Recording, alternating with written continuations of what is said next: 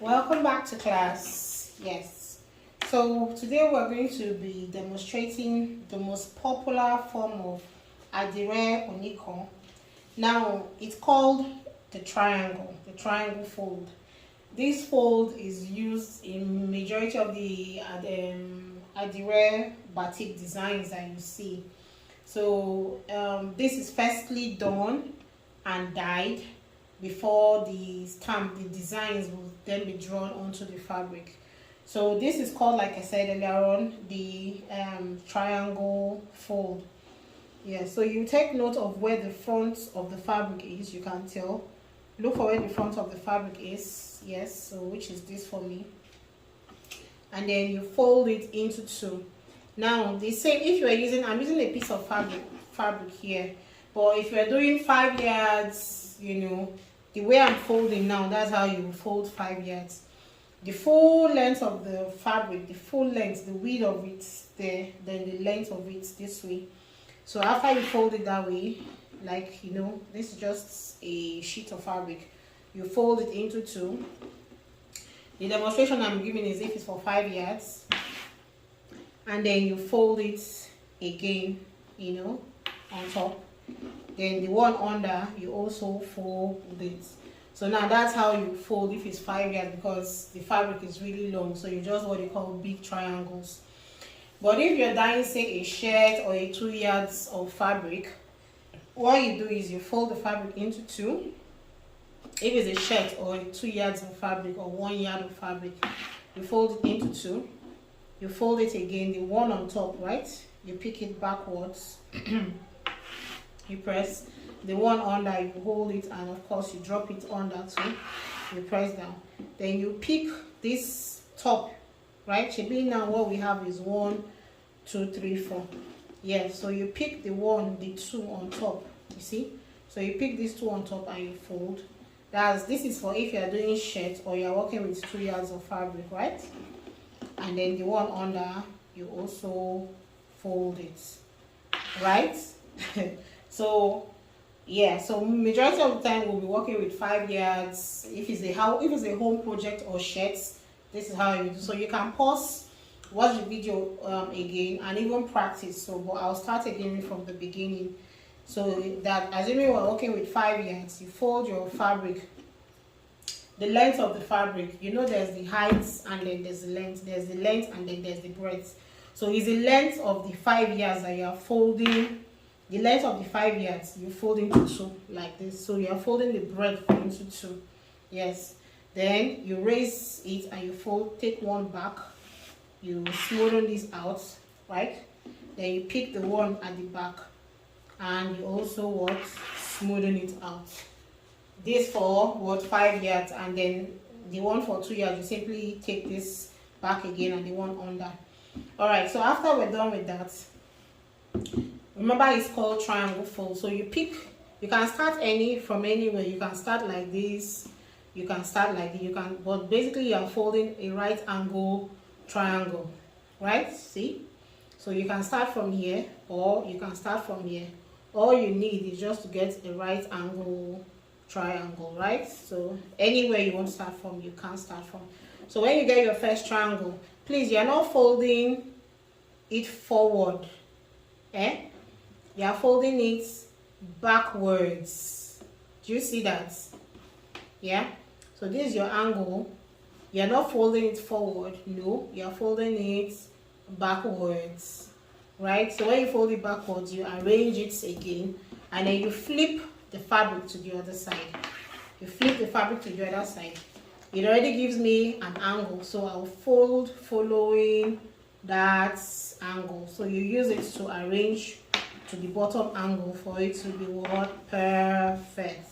Okay, you see? So let me start again.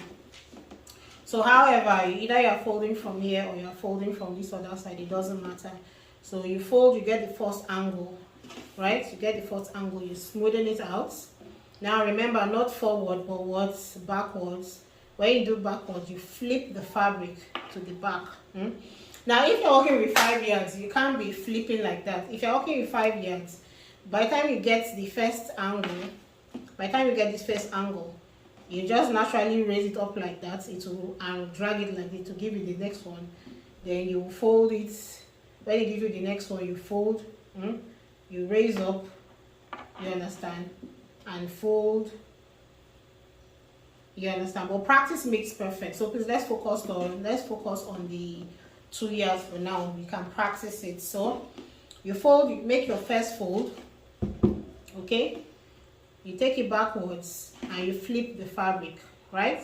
Arrange it. It has already given us an angle. Give us the perfect angle. Remember, you flip it, you fold it backwards, please.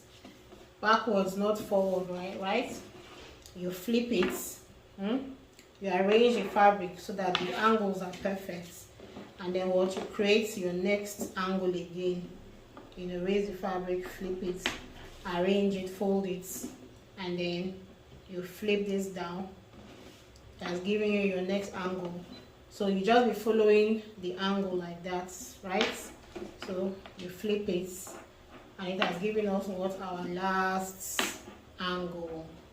So what, perfect. Remember when you go to exquisite restaurants, how they arrange their serviettes? Yeah. So that's what we've gotten, like the pyramids. So yes, please pause the video, rewind it, you know, go right over again. It's actually very straightforward. Please do not get confused, okay? Go over it, rewind it, play it, you'll get the hang of it. Thank you. So yeah, when I was doing the first class, I let you know that you can use twine to hold this. You can also use your rubber bands, and you can also use your paper clips. You understand? And some people, they even use sticks, you know, or these ice cream sticks. It gives you different designs, you know. If I decide to use these paper clips to clip this at the edges, it's going to give me, and of course you can see that it's very small, huh? So you can even use your pegs. You can use your peg, you can even decide to do the pegs at an angle. So whatever thing you use, it will give you a completely different design. I can use my rubber band, you understand, to hold also. Rubber bands too are also good. You can use your rubber band. But whatever method you are using, you have to make sure that it's tightly tied, okay, and then it's together, there's no space. But for the purpose of this class, I'll be using our twine. So now, using our twine, there are different ways you can tie this. You can tie this just once in the middle like this. That will give you a different design. You can tie here, you can tie here, right? Let me turn. You can tie here. So you can tie the 3 angles to give you a completely different design. You can also tie just your 2 angles to give you a completely different design. You can even decide to go and tie 4 times, you know, at different angles, and then not here. Whatever. See, the beautiful thing about Adire Oniko and Adire batik is that it's like, it's art. It's not like, it is art. So there is no hard and fast rule. Play with it, be creative, bring out your own design, inspire us. You know, do something different, inspire us. Okay? So for this class, I'll be tying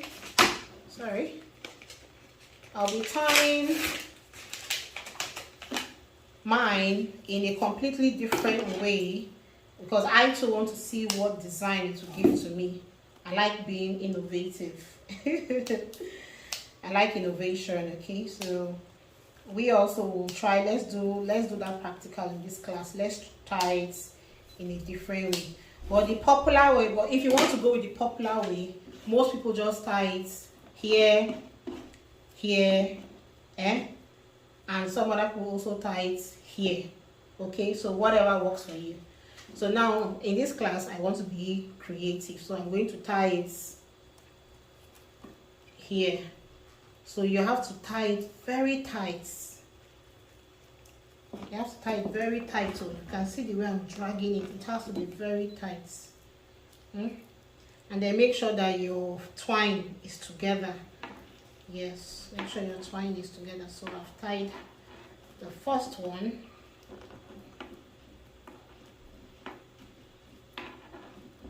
Okay.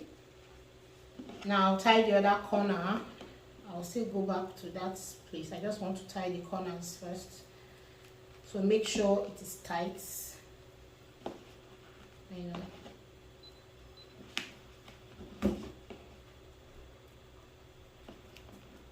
I cut my twine a little bit too short, so it's always better to cut more twine than less twine.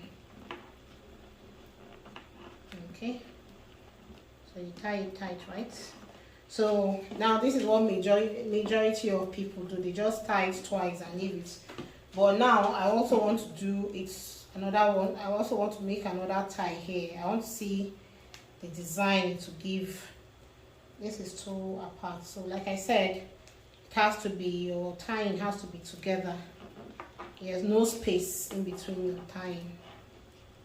Yeah, when I mean your tying, no space in between the twines. If not, the dye will penetrate from that space. Yeah, remember, Adire is all about what? Resist dyeing. Okay, so I want to tie this other side too. I haven't seen this done. I don't know if anybody has tried this before, but like I said, I like experimenting. So let's experiment with this class. Let's make it an innovative Adire class.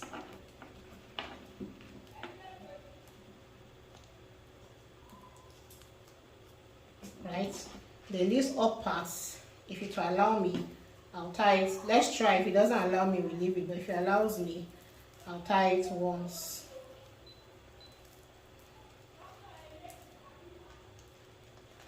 It might not allow me, but I'll try again.